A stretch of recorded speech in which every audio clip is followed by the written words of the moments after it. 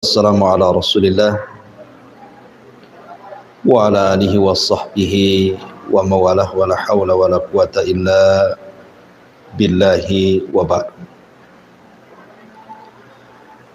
Alhamdulillah, segala puja dan puji hanya milik Allah subhanahu wa ta'ala. Salawat dan juga salam kita hadiahkan kepada Rasul kita Nabi besar Muhammad sallallahu alaihi wa ala alihi wasallam. Termasuk masih pada pembahasan Kitabut Tauhid, dan kita masuk pada bab tentang ucapan seseorang Masya Allahu wa syi'ta, atas kehendak Allah dan juga kehendak kamu. Bab ini hendak menjelaskan kepada kita satu kesyirikan yang tidak disadari oleh manusia dalam ucapan. Walaupun bahasa seperti ini adalah sering kita dengarkan terlontar dari lisan-lisan manusia, tetapi kalau kita dalami maknanya, maka perkataan ini sangat membahayakan tauhid. Walaupun tidak sampai kepada syirkul akbar, syirik besar, tapi minimalnya jatuh kepada syirkul asghar, syirik kecil. Ma'asyiral muslimat yang dimuliakan Allah subhanahu wa ta'ala, ada 3 kata yang disebutkan oleh para ulama.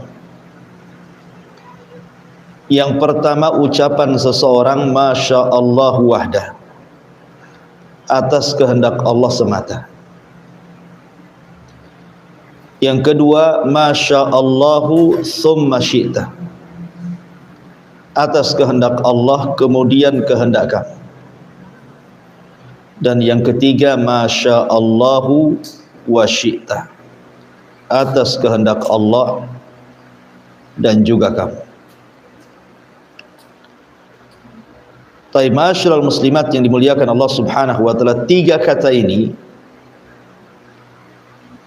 yang 2 kata boleh diucapkan, bahkan dianjurkan, tapi yang 1 kata terakhir tidak boleh diucapkan. Ucapan yang pertama, Masya Allah wahdah, atas kehendak Allah saja. Inilah ucapan yang sempurna, yang harus diucapkan oleh kita saat kita mendapatkan kenikmatan atau terhindar dari sebuah bahaya, atau memang ditimpa sebuah musibah. Karena segala sesuatu yang terjadi di alam semesta ini tidak lepas dari kehendak Allah subhanahu wa ta'ala, apakah di atas nikmat ataukah sebaliknya.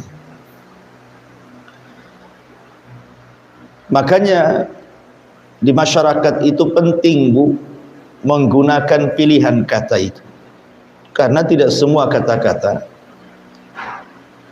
itu dibolehkan diucap. Makanya Nabi SAW sampai mengatakan, wa innal abda la yatakallamu bil kalimati la yulki laha bala yahwi sahibuha fi nari jahannam. Terkadang ada seorang hamba mengucapkan satu kalimat yang tanpa sadar ia ucapkan, tetapi dalam kalimat itu terkandung kemurkaan Allah, maka cukup bagi Allah memasukkan orang itu gara-gara kalimat itu ke dalam api jahannam. Jadi yang menyebabkan orang masuk neraka itu tidak mesti dalam bentuk perbuatan, bisa juga dalam bentuk perkataan.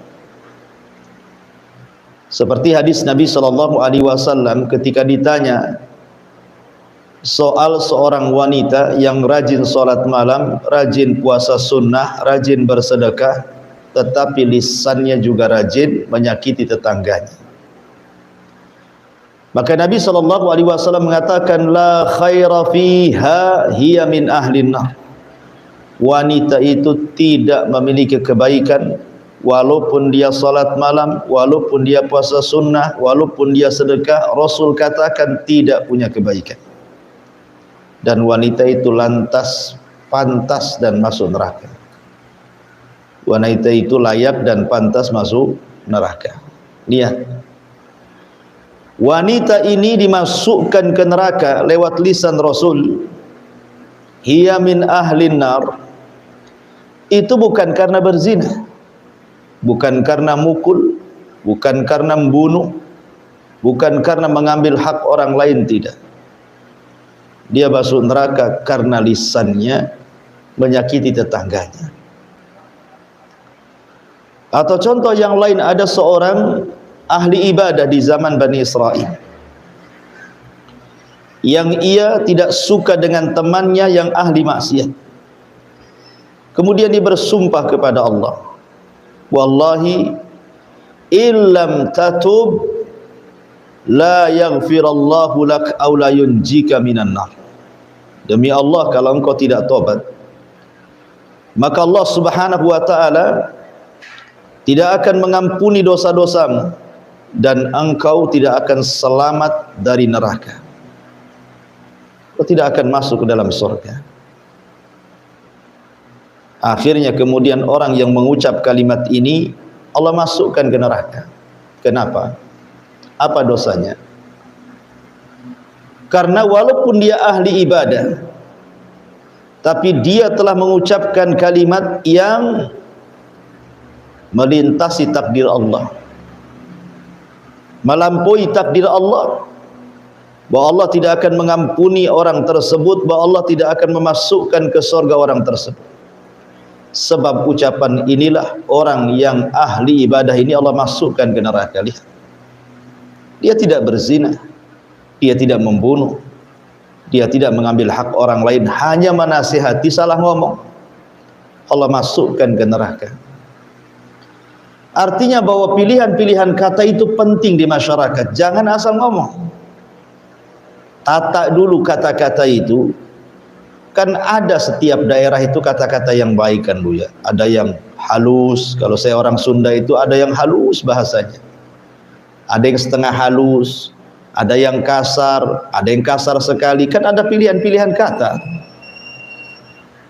Karena ada dosa-dosa itu yang terlontar dari lisan dan itu fatal akibatnya.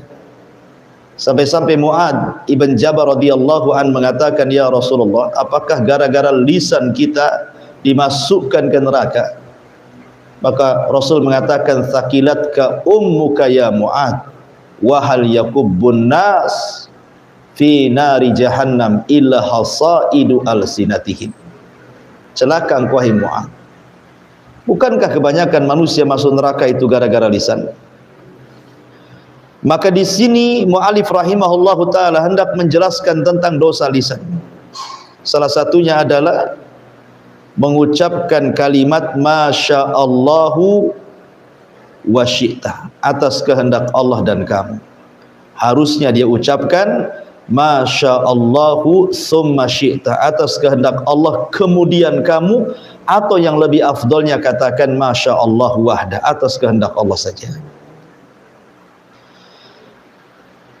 Imam Ahmad meriwayatkan sebuah hadis, saya lihat bukunya, dari Ibnu Abbas radhiyallahu anhuma, anna rajulan qala lin nabiy sallallahu alaihi wasallam ma sya'allahu wa syi'ta, faqala aja'altani lillahi niddan bal ma sya'allahu wahda.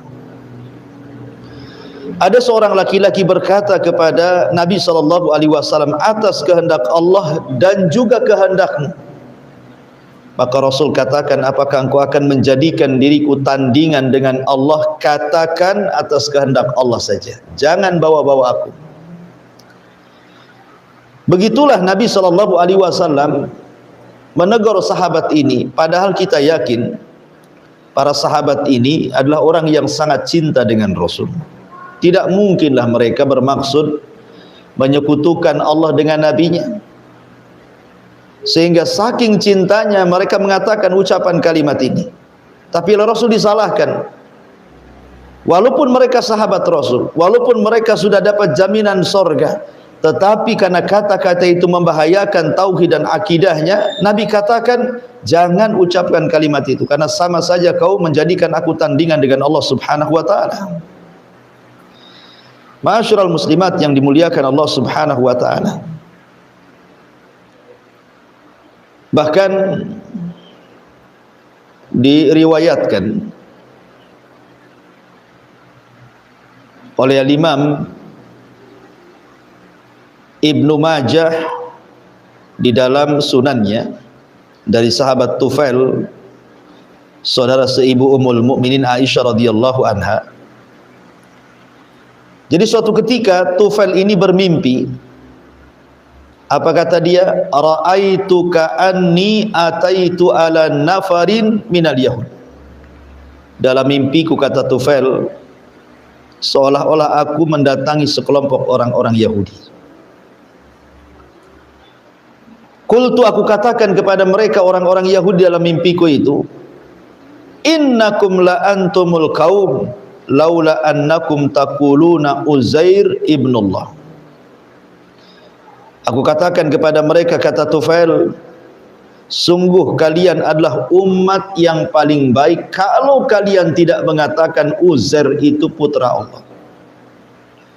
Tiba-tiba orang Yahudi ini membantah kepada Tufail dalam mimpinya dan mengatakan, wa innakum la antumul qaum laula annakum taquluna ma syaa Allah wa syaa Muhammad. Begitu juga kalian, wahai Tufail dan umat Islam, kalian tentu akan menjadi umat terbaik kalaulah seandainya kalian tidak mengatakan atas kehendak Allah dan Muhammad. Kemudian Tufail pun pergi. Tiba-tiba dalam mimpinya berjumpa pula dengan orang Nasrani. Kata Tufail, innakum la antumul qaum laula annakum taquluna al-masih ibnullah. Sungguh kalian kaum terbaik kalau seandainya kalian tidak mengatakan Al-Masih Isa ibnu Maryam itu putra Allah. Maka orang Nasrani juga ngomong dan membantah, wa innakum la antumul qaum laula annakum taquluna ma syaa Allah wa syaa Muhammad. Tentu kalian juga, wahai Tufail dan umat Islam, kalian umat terbaik kalau kalian tidak mengucapkan kalimat atas kehendak Allah dan Muhammad. Ketika Tufail terbangun, maka dia datang kepada Nabi SAW menceritakan ini mimpinya berjumpa dengan orang Yahudi dan orang Nasrani. Setelah menceritakan, maka Nabi SAW memuji Allah, kemudian mengumpulkan para sahabatnya, kemudian berceramah di hadapan para sahabatnya dan mengatakan, amma ba'du fa inna Tufailan ra'a ru'yan akhbara biha man akhbarta biha ahadan. Kata Nabi SAW, amma ba'du, adapun setelah itu, fa inna Tufailan ra'a ru'yan, Tufail sudah bermimpi dalam mimpinya, dia akhbara biha man akhbara minkum, mungkin sebagian kalian sudah tahu kabarnya. Wa innakum qultum kalimatan kana yamna'uni kada wa kada, dan kalian sudah mengucapkan satu kalimat yang mencegah diriku begini dan begitu. Kemudian kata Rasulullah, an hakum anha, aku larang kalian jangan mengucapkan kalimat masya Allah wa syaa Muhammad, walakin qulu, tapi katakanlah masya Allah wahdah, atas kehendak Allah saja. Lihat, Nabi SAW mengucapkan kalimat ini setelah mendapatkan kabar mimpi dari Tufail.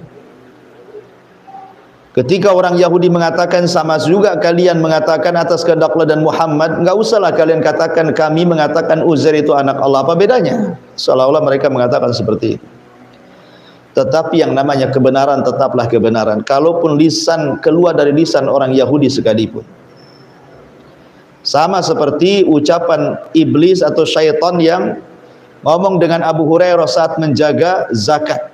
Kalau engkau ingin selamat dari gangguan setan, wahai Abu Hurairah, bacalah ayat kursi. Padahal yang ngajari setan kan. Tetapi Rasul membenarkan dan mengatakan sadaqaka wa huwa kadzub. Setan itu dusta kepadamu walaupun dia sesungguhnya setan itu telah benar menghabarkan kepadamu dalam hal ini walaupun sesungguhnya dia seorang pendusta. Maka di sini juga sama. Rasul mengambil ucapan orang Yahudi dalam mimpinya Tufail saat Yahudi mengatakan, sungguh kalian umat yang baik kalaulah kalian tidak mengatakan atas kehendak Allah dan Muhammad. Maka Rasul mengganti kalimat itu, jangan lagi kalian mengucapkan kalimat itu, tapi katakanlah atas kehendak Allah saja. Kalaupun harus ditambah, maka jangan menggunakan kalimat dan, tapi gunakan kalimat kemudian. Atas kehendak Allah kemudian. Begitulah yang benar. Karena kalimat dan ini sama dengan menyerupakan Allah dengan makhluknya. Ma'asyiral muslimat yang dimuliakan Allah Azza wa Jalla, dari sini penting kita ini untuk menambatkan kehendak-kehendak kita ini kepada kehendak Allah Subhanahu wa taala. Karena gini Bu ya, ini sebuah faedah saja.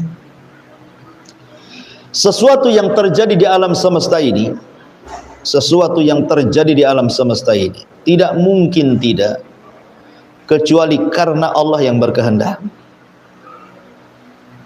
Dan kehendak Allah Subhanahu wa taala tidak mungkin terhalang oleh kehendak siapapun. Tidak ada makhluk selain Allah yang mampu mencegah kehendak Allah. Kalau Allah berkehendak pasti terjadi. Tidak pula orang-orang yang di luar atau makhluk-makhluk selain daripada Allah Subhanahu wa taala kemudian melarang agar tidak terjadi apa yang Allah kehendaki ataupun mencegah apa yang Allah tidak kehendaki. Karena semua yang terjadi di alam semesta ini atas kehendak Allah. Kalau Allah mau terjadi, kalau tidak mau tidak akan terjadi. Makanya ketika kita membahas soal takdir, salah satu rukun takdir adalah beriman dengan masyiatullah. Bahwa atas segala sesuatu itu kembali kepada kehendak Allah Subhanahu wa taala. Termasuk kita manusia. Allah mengatakan wa ma tasyauna illa ayyasha Allahu rabbul alamin. Dan kamu tidak dapat menghendaki kecuali apabila kehendak itu memang Allah sudah kehendaki.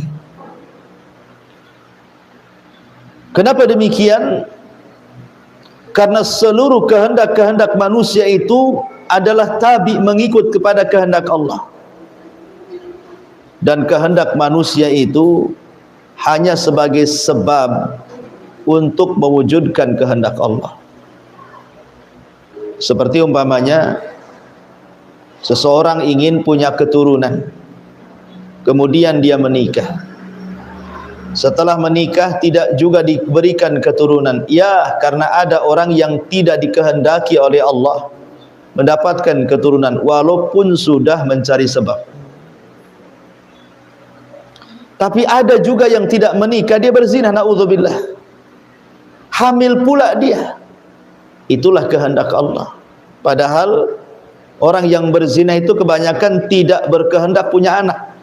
Dan orang yang menikah itu kebanyakan berkehendak punya anak kan, Bu? Ya. Tetapi apa yang manusia kehendaki, terhendak itu kembali kepada kehendak Allah. Makanya Allah mengatakan dalam Al-Quran, "Lau syaa rabbuk la ja'alan nas ummatan wahidatan wa la yazaluna mukhtalifin." Kalau Allah berkehendak, Allah jadikan umat ini yang satu. Tidak mungkin ada perselisihan satu dengan yang lainnya.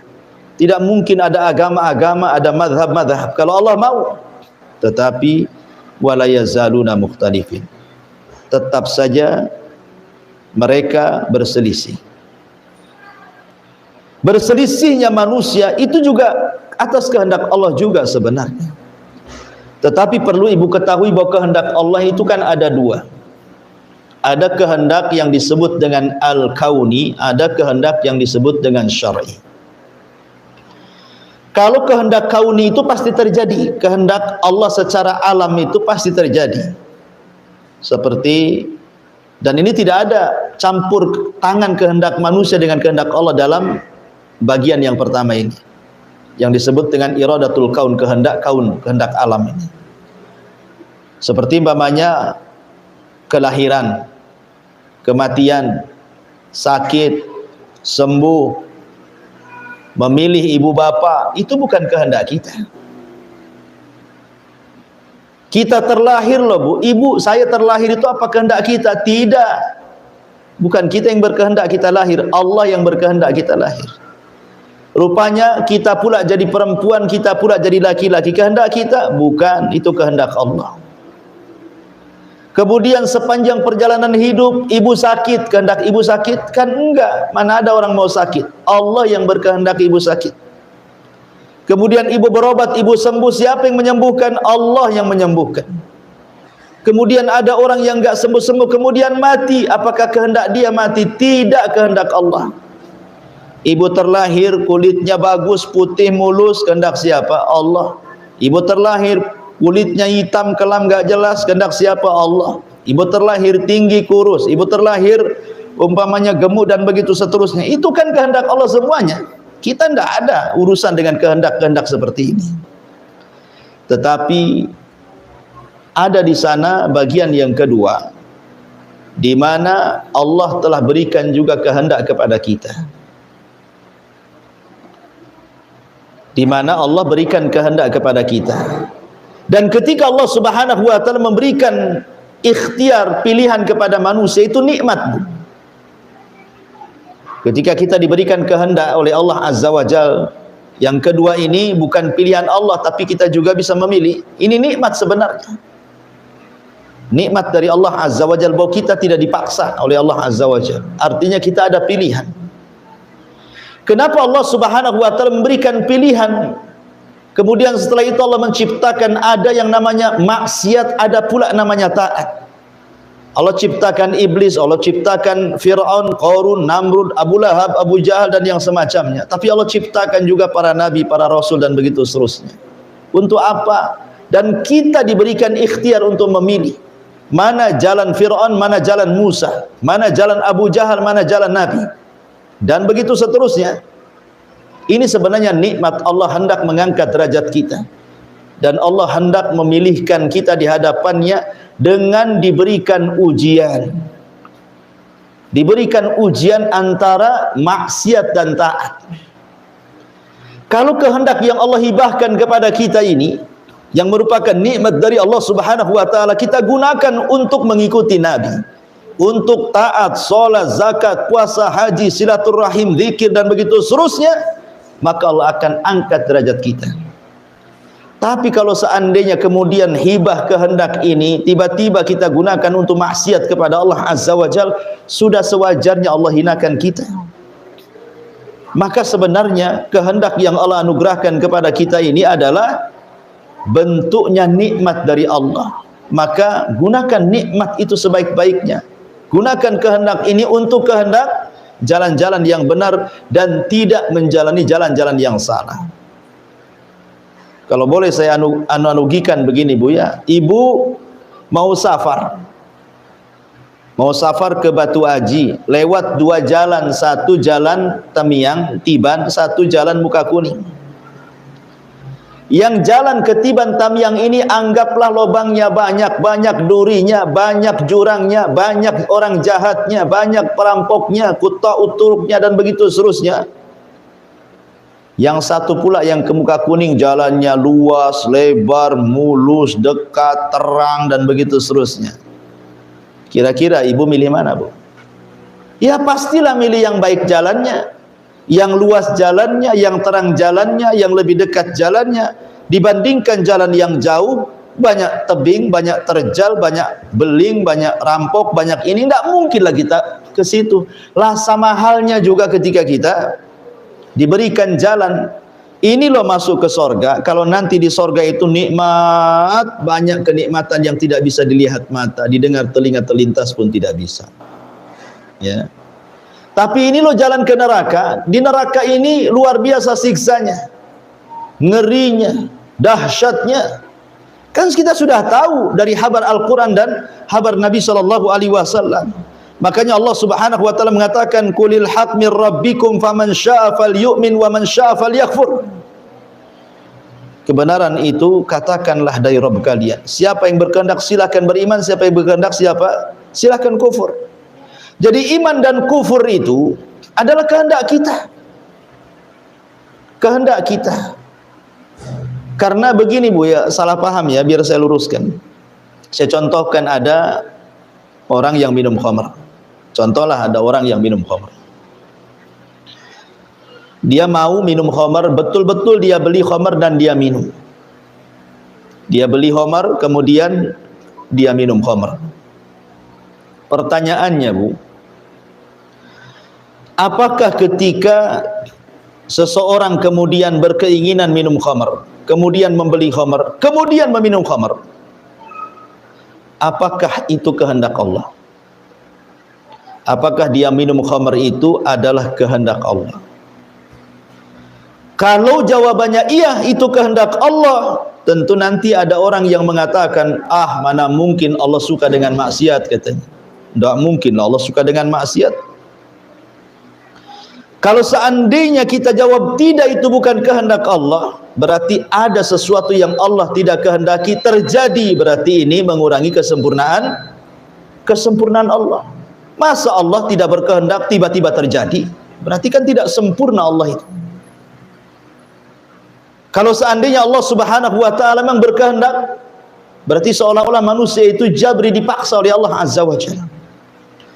Maka jawabannya sudah saya katakan tadi Bu, namanya kehendak itu ada dua. Kehendak itu ada dua. Ada kehendak Allah yang tidak ada ikut campur kehendak manusia di situ. Murni kehendak Allah secara mutlak. Seperti tadi, melahirkan, menghidupkan, mematikan, menyakitkan, menyembuhkan, dan begitu seterusnya. Itu semua kehendak Allah mutlak. Kita tidak ada urusan di situ. Makanya jangan pernah mencela ciptaan Allah Subhanahu wa taala. Tapi ada yang kehendak itu dibagi. Allah punya kehendak, kemudian Allah bagi kehendaknya kepada manusia sebagai bentuk hibah, menunjukkan manusia tidak dipaksa oleh Allah. Manusia itu punya kehendak sendiri, tetapi kehendaknya tabi'atun wa sababiyatun. Kehendaknya tabi, mengikut kehendak Allah, dan kehendaknya sababiyah. Sababiyah itu artinya hanya mencari sebab supaya keinginan kita terwujud sesuai dengan keinginan Allah Azza wa Jalla. Seperti contohnya tadi, pengen kaya kerja. Kehendak kita pengen kaya kan Bu. Kemudian kita kerja, pengen kerja. Tapi apakah setiap orang yang bekerja kaya? Tidak juga kan. Ada yang Allah berikan kekayaan, ada yang Allah tahan kekayaan. Termasuk juga orang yang bermaksiat kepada Allah Azza wa Jalla. Orang yang minum khamar tadi. Orang yang minum khamar itu atas kehendaknya, bukan atas kehendak Allah Subhanahu wa taala. Memang Allah ciptakan khamar, dan Allah Subhanahu wa taala larang habis itu jangan minum khamar. Kemudian setelah itu Allah berikan kehendak kita untuk menjauh dan mendekat khamar. Memilih pula kita ini yang mendekat khamar dan bukan memilih kehendak yang menjauhinya. Lalu Allah disalahkan? Ya tidak bisa Allah disalahkan, kita yang salah. Ya. Jadi ma'asyiral muslimat yang dimuliakan Allah Azza wa, ini yang harus dipahami soal masalah masyiatullah. Karena begini, tadi saya katakan di awal bahwa semua terjadi di alam semesta ini tidak lain dan bukan kecuali karena kehendak Allah Subhanahu wa taala. Saya contohkan Bu, sebuah kisah. Dahulu di zaman Bani Israel ada terjadi pembunuhan. Orang kaya dibunuh. Kemudian Bani Israel ini nuntut siapalah pembunuh orang kaya ini, karena dia tokoh masalahnya. Datang kepada Nabi Musa. Ya Musa, ada pembunuhan, yang mati orang kaya, tolong singkap yang bunuh siapa. Kata Musa, tunggu sampai aku berdoa dan bermunajat kepada Allah Azza wa Jalla. Maka Musa pun berdoa bermunajat kepada Allah, minta siapa pembunuhnya. Akhirnya Allah Subhanahu wa taala firmankan dalam surah Al-Baqarah, innallaha ya'murukum an tadhbahu baqarah. Kemudian Allah pun perintahkan Musa agar Bani Israel menyembelih baqarah, sapi. Sapinya ada, bukan tidak ada, Bu. Sapi itu banyak. Tapi karena Bani Israel ini banyak tanya, macam mana sapinya, macam mana warnanya, sudahkah dipekerjakan, tidak, dan begitu seterusnya, mempersulit diri. Akhirnya sapi yang mudah dicari, susah pula dia mencarinya.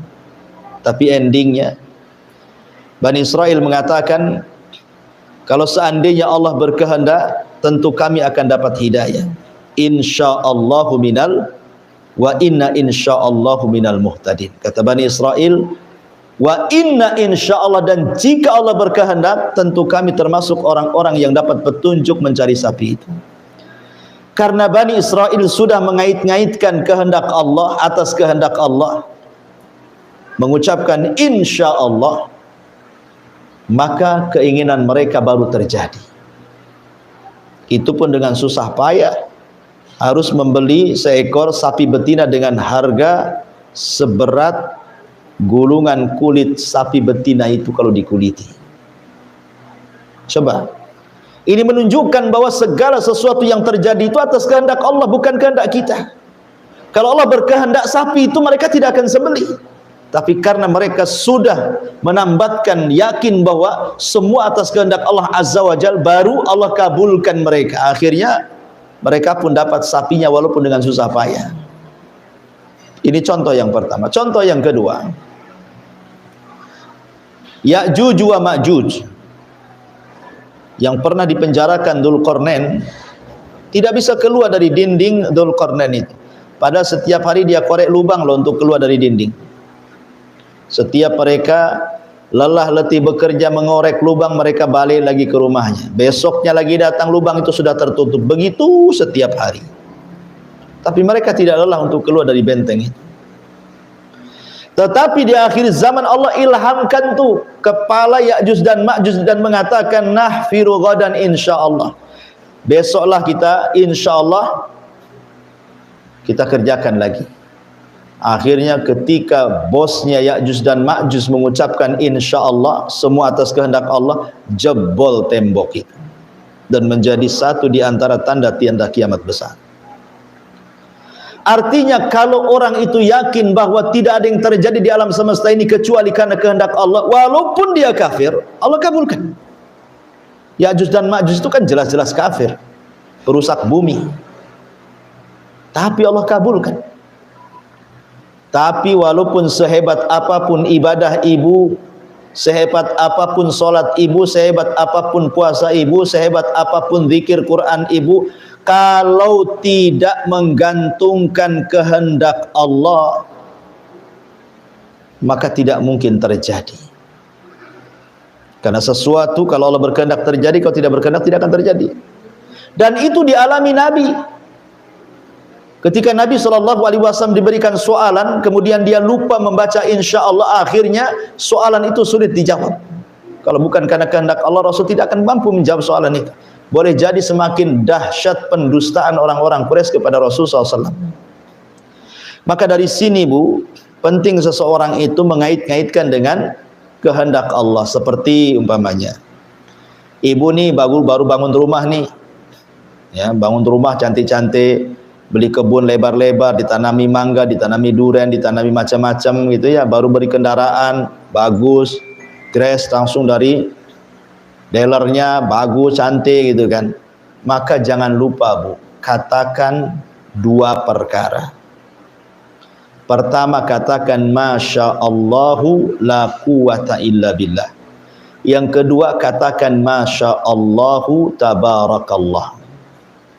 Ya Bu ya, ibu kalau diberikan rumah cantik, kebun luas, kendaraan bagus, anak soleh, soleha, suaminya juga bagus gitu ya. Jangan lupa mengatakan dua perkara. Masya Allahu tabarakallah atau Masya Allahu la quwata illa billah. Apa maksudnya? Kalau ucapan Masya Allahu tabarakallah atas kehendak Allah, semoga Allah berkahi, ini untuk melindungi nikmat yang Allah anugerahkan kepada kita dari mata-mata orang hasad. Di sekeliling ibu itu banyak orang hasad loh Bu. Entah rumah depan, rumah belakang, samping kiri, samping kanan, yang jauh, yang dekat, yang satu profesi, yang satu pekerjaan, yang satu pengajian, begitu seterusnya. Namanya mata-mata hasad itu ada Bu, tidak mungkin tidak ada. Lah supaya kekayaan dan kenikmatan yang Allah anugerahkan kepada kita tidak dimakan oleh mata-mata hasad yang bisa menghancurkan nikmat, maka rajin-rajinlah ibu membaca Masya Allahu tabarakallah.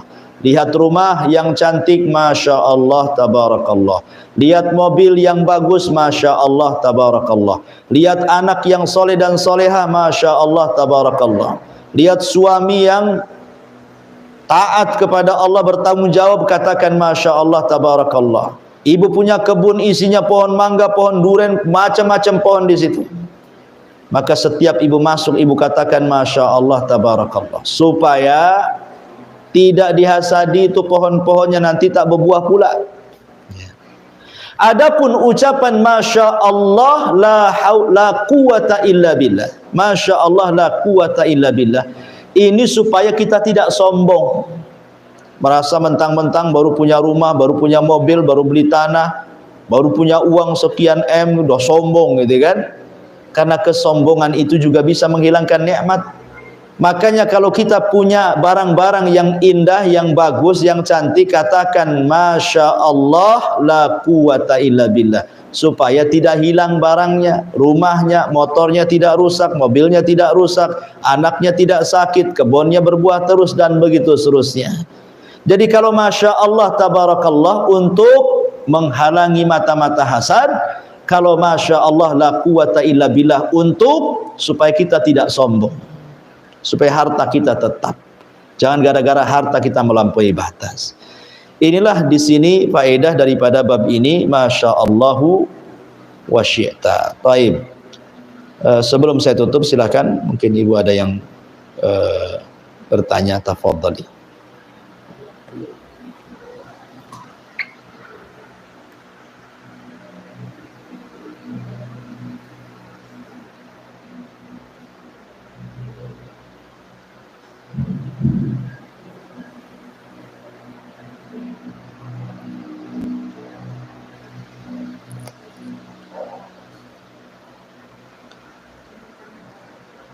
Nggak ada? Nggak ada, alhamdulillah. Oh ada, silakan.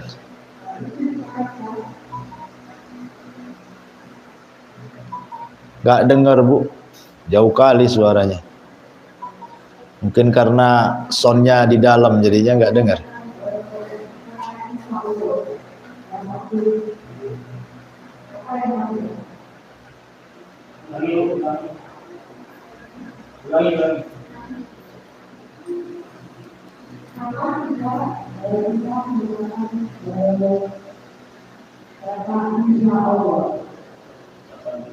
Oke. Kapan seseorang mengucapkan insya Allah gitu ya? Iya. Kalimat insya Allah adalah kalimat penting karena sekali lagi Allah katakan wa ma tasyauna illa an yasha Allah rabbul alamin. Apa yang kalian kehendaki itu tidak mungkin terjadi kecuali atas kehendak Allah Subhanahu wa taala. Ya, jadi kapan kalimat insya Allah itu diucap? Gini Bu ya. Kalimat insya Allah itu diucap itu ketika ibu hendak melakukan sesuatu. Apalagi sesuatu itu belum pasti. maka ucapkanlah kalimat insyaallah. Ibu besok hadir, insyaallah Pak.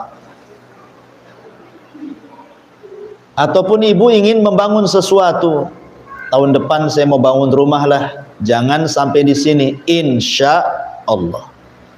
Sebab walaupun ibu sudah punya cita-cita nih bangun rumah tahun depan, targetnya kalau Allah tidak berkehendak tidak akan terbangun tuh rumah tuh, ibu ya.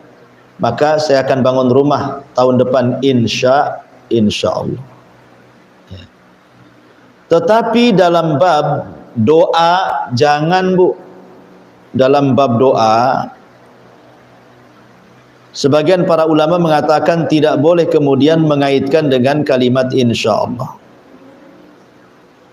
Seperti umpamanya, ya Allah berikanlah keturunan kepadaku insyaallah. Enggak boleh dalam doa ya Bu ya. Ya kita harus yakin, ya Allah berikan keturunan kepadaku Allahumma. Ya. Jadi kalimat insyaallah itu adalah kalimat yang diucapkan apabila ibu hendak melakukan sebuah perbuatan. Dan itu berdasarkan firman Allah Subhanahu wa taala, Bu. Ketika Allah Subhanahu wa taala menegur nabinya, maksudnya Nabi SAW gara-gara tidak mengucapkan insyaallah, maka Allah katakan la taqulanna li syai'in inni fa'ilun dzalika ghadan illa an yasha Allah. Dan janganlah sekali-kali kamu mengatakan tentang sesuatu sungguh aku akan mengerjakan besok, kecuali katakanlah insyaallah. Rasul aja ditegur. Ya, karena bagaimanapun semua atas kehendak Allah. Kemuliaan atas kehendak Allah. Kehinaan atas kehendak Allah. Pertolongan atas kehendak Allah. Kekalahan atas kehendak Allah. Dan begitu seterusnya. Kaya atas kehendak Allah, miskin atas kehendak Allah, diberikan keturunan atas kehendak Allah, tidak diberikan keturunan pun atas kehendak Allah. Jadi kaya atas kehendak Allah, miskin pun karena kehendak Allah. Semua karena kehendak Allah. Hidayah juga sama karena kehendak Allah. Sesat pun karena kehendak Allah. Tapi tentu orang yang sesat karena dia memilih sesat. Memilih sesat. Ya, setiap kesesatan itu maksiat. Setiap maksiat itu tetap Allah yang berkehendak secara kauni. Tetapi Allah tidak suka dengan maksiat. Dan Allah suka dengan ketaatan. Ma'asyiral muslimat yang dimuliakan Allah Subhanahu wa taala, sehingga kapan kita mengucapkan insyaallah, maka saya ulang, ketika kita hendak melakukan sesuatu atau berangan-angan sesuatu. Ngomong sama suaminya, "Bang, tahun depan pulang kampung, Bang." Jangan titik sampai di sini, insyaallah. Kata suaminya insyaallah. Atau suaminya ngomong sama istrinya, "Dek, insyaallah," gitu ya. Mudah-mudahan kita nggak ngontrak lagi lah. Nanti 2 tahun lagi kita kumpulkan duit, kita belilah itu rumah yang cicilan bertahap tanpa riba tuh. Nah, bagus ya. Ucapkan insyaallah. Sebab banyak yang terjadi target tidak sesuai cita-cita kan, karena Allah tidak berkehendak masalahnya. Makanya penting seseorang itu kemudian tidak melupakan kalimat insyaallah. Ya, wallahu a'lam.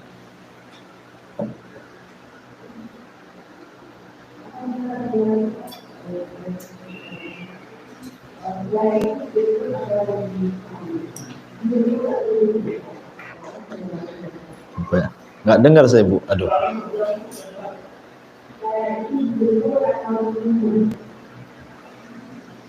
Hidayah itu dijemput atau ditunggu ya Ustaz? Hidayah itu dijemput atau ditunggu? Kalau ditunggu nggak datang-datang, Bu. Hidayah itu dijemput. Ya, hidayah itu dicari. Kalau Allah mau, Allah buat satu dunia ini masuk Islam, tapi Allah kan dengan kehendaknya tidak demikian, untuk menguji. Maka hidayah itu dicari. Ya, dicari. Makanya man yuridillahu khairan yufaqihu fiddin. Orang yang Allah kehendaki baik pasti Allah cerdaskan. Man yuridillahu khairan assalahu. Barang siapa yang Allah kehendaki dia baik, pasti Allah akan senangkan hidupnya. Sahabat bertanya, apa yang dimaksud assalahu ya Rasulullah? Maka Rasul mengatakan yuwaffiqillahu ila amalin soleh. Allah berikan taufik untuk banyak-banyak beramal soleh sehingga ditutup dengan itu. Jadi hidayah itu bukan datang sendiri, ya dijemputlah hidayah itu.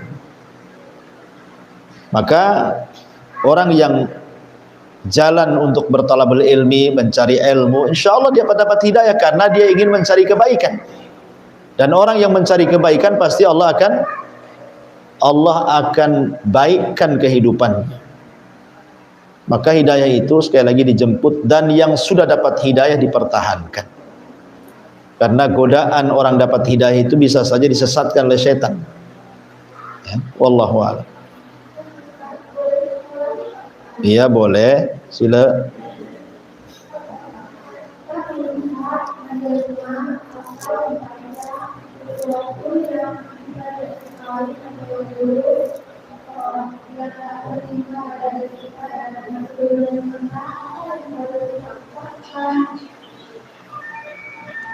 Ya, apa Pak Jul tuh? Ngomong apa? Supaya kita tidak melihat atau mendengar sesuatu yang buruk tidak sesuai dengan yang bagus gitu, apa yang harus kita ucapkan? Oh iya, kalau seandainya kita melihat sebuah keburukan, orang celaka gitu kan, umpamanya ada orang celaka di jalan gitu, ya ibu katakan inna lillah wa inna ilaihi raji'un, dan ucapkan alhamdulillah, bukan alhamdulillahnya kepada orang yang celaka. Ucapkan alhamdulillah itu aku tidak seperti dia, gitu Bu ya. Jadi ucapan alhamdulillah itu maksudnya bukan mendoakan orang celaka ya. Kalau dengar ibu bisa diomeli lah. Aku jatuh kok kamu bilang alhamdulillah. Bukan, maksudnya mengucapkan alhamdulillah itu bukan karena kita melihat orang itu jatuh, tidak, maksudnya ibu memuji Allah karena kita yang bukan jatuh. Ya, karena yang jatuh orang lain artikan kita tidak jatuh, kita dapat nikmat. Nikmat tidak jatuh, alhamdulillah, bukan saya yang jatuh, dia yang jatuh. Ya, jadi ucapkan innalillah wa inna ilaihi raji'un. Kemudian kita katakan alhamdulillah saya tidak jatuh, bukan saya yang jatuh gitu ya. Ucapkan alhamdulillah. Ya. Ataupun kalau yang dilihatnya sangat menakutkan seperti setan, ya kita kata auzubillah. Auzubillahi minasyaitonir rajim. Ya. Berlindung kepada Allah Subhanahu wa taala. Jadi itu juga bahasa-bahasa, jangan sampai seperti di masyarakat ada orang latah Bu ya. Kaget sedikit ngomong macam-macam, kan ada tuh Bu. Entah apa-apa kaget sedikit binatang yang keluar, kata-kata jorok yang keluar. Coba kalau latahnya itu umpamanya innalillahi wa inna ilaihi raji'un, alhamdulillah, Allahu akbar, kan bagus latahnya. Ini orang latah apa-apa yang keluar dari mulutnya. Nanti kalau dia pikun itu pula yang diucapkan masalahnya. Ya. Jadi ya ucapkan seperti itu, wallahu a'lam. Ya, saya kira cukup.